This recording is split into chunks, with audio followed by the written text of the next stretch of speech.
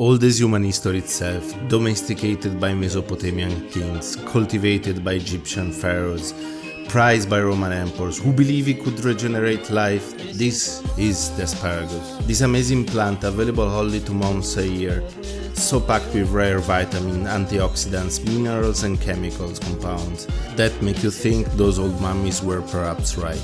Besides all this, the asparagus are so delicious, with sweet wood pie nutty aromas that can be used in so many recipes, a true gift from the gods. Only the upper part of the stems is edible. To understand which part, just hold it from both ends and bend it until it snaps. Let's keep the lower ends to make a delicious stock. It will be the base for all our recipes. To keep them nice and fresh, cover with a wet towel. For the stock, we are going to use all the stems, plus 1 stalk of celery, 1 onion and a tiny piece of bay leaf. We don't want to add too much to this stock, because asparagus has a very complex yet delicate aroma. That is why we start with half of the stems, and we will add the rest halfway through. 40 minutes are enough, and I wouldn't cook it more than that, otherwise it will begin to lose all the sweet flavor notes. Once the stock is done, strain it and chill it immediately, and make a handful of ice cubes that we will use in the cold soup. Our first dish is peachy, a udon-like noodles from Tuscany, with salted white asparagus and Parmigiano fondue. The ingredients are simply peachy, that can be substituted with bucatini or any other pasta you like, Parmigiano Reggiano and half a cup of high-quality cream. Let's start by cutting the asparagus lengthwise until you can't hold them anymore, and then cut the rest the same size of the noodles. On a frying pan on a medium heat, scorch the slices on both sides in a little bit of peanut oil. Season with salt and pepper and out. 5 minutes before the pasta is ready, melt in the same frying pan a tiny knob of butter and add the asparagus sticks. Let them sizzle a little bit until they start to soften. And then add half a cup of cream.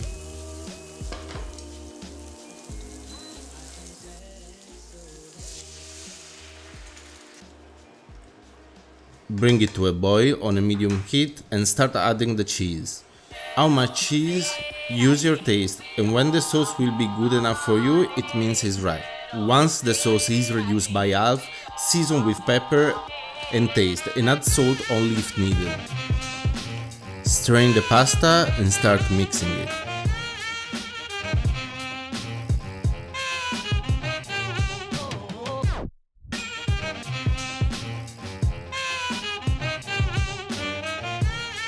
The starch of the pasta together with the cream will thicken the sauce, but we want a creamy, silky consistency.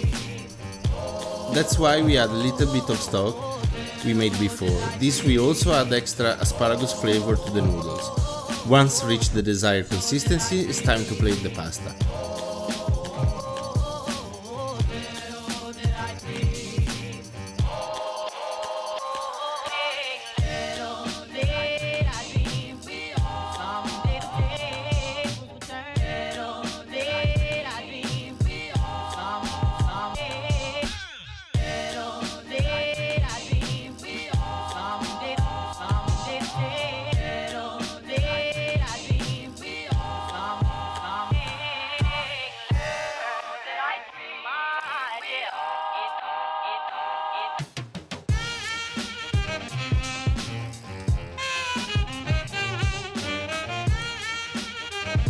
Top them with the salted asparagus slices, sprinkle over with Parmigiano. The sweetness of the cream together with the umami from the Parmigiano and the nuttiness of the asparagus make this dish unbelievably good and delicious.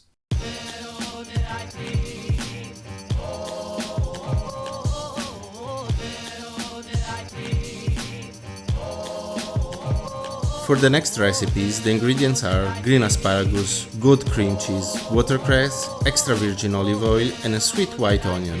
We start by blanching the watercress in a simmering water, just 10 seconds and out in an ice bath. Squeeze out nicely the water as much as you can and chop them really finely.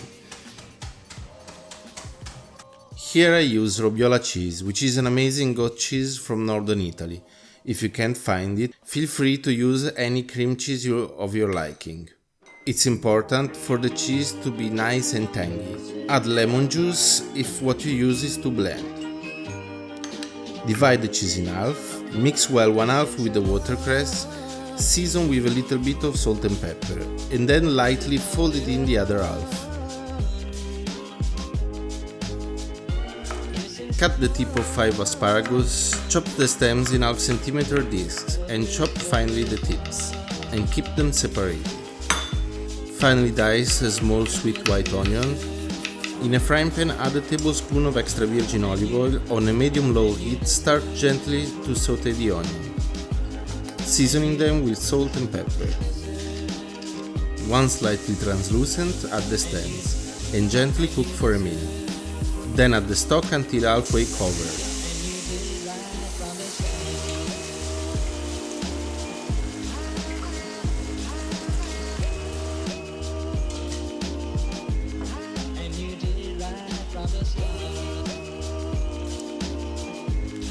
Simmer for another minute until lightly softened.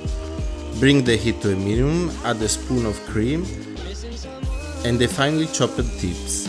As soon as it begins to simmer, out in a blender or a food processor, together with 3 or 5 high stock cubes, and blend it down until you have reached a silky smooth consistency, like a gazpacho or a tomato sauce. Taste and add salt if needed. Now put it in the freezer for 10 minutes to further chill it down. For the garnish, slice a tip of raw asparagus lengthwise and marinate for 10 minutes with extra virgin olive oil, salt and pepper. And now it's time to play. Pour the chilled asparagus cream, put a nice big spoon of our watercress cream cheese in the middle and finish with marinated asparagus and drizzle with olive oil. The natural sweetness of the soup, the tartness of the cream cheese spiced by the watercress, the crunchiness and nuttiness of the asparagus make this soup incredibly refreshing and delicious. Besides being very healthy, we ended up eating 3 bowls each and feel very light and satisfied. Perfect on a hot spring day.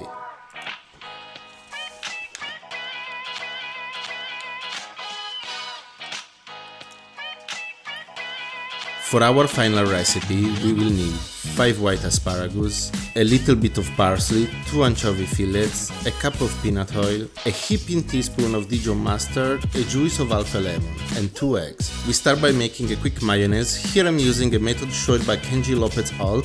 It's super easy and takes only 2 or 3 minutes to make. In a glass jar, add the egg, the mustard, the lemon juice, and the oil.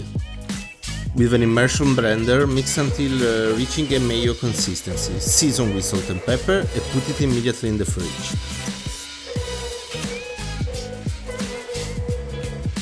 Peel the asparagus off their skin except for the tips.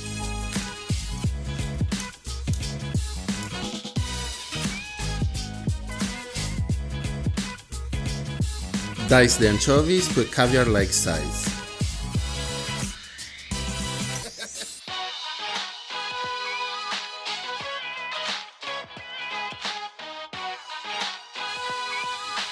Take 4 tablespoons of mayo and thin it out with 2 tablespoons of chilled asparagus stock.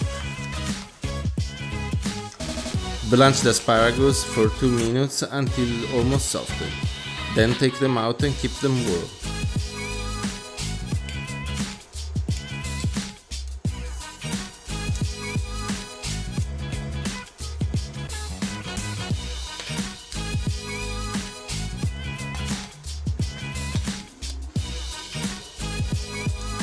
We proceed now poaching the egg in a big pot of hot but not boiling water.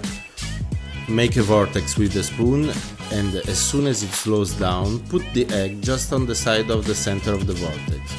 Very gently swirl the water with a spoon to make the egg move out of the center.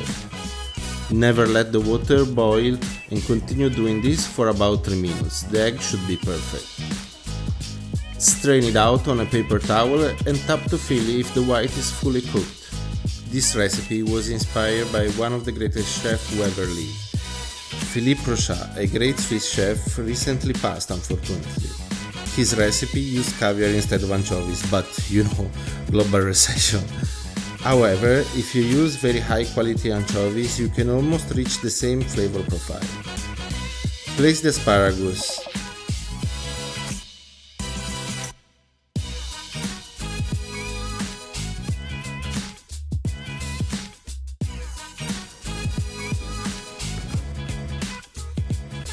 Add the poached egg in the middle.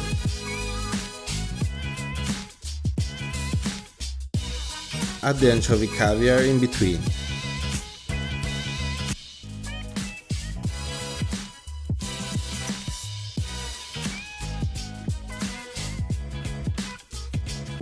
Spoon the light mayonnaise. All these elements together make for such an amazing dish. At the end, we totally destroyed that sauce with bread. The flavor is truly amazing, besides being a very light and simple dish. It can be a little intimidating, but it's also very easy to make.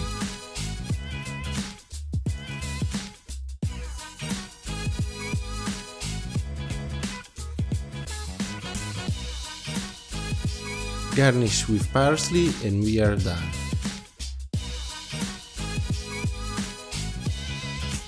I hope you have enjoyed these recipes, and if you have any ideas how to make them fully vegan, tell us in the comments. We will be glad to hear your opinions.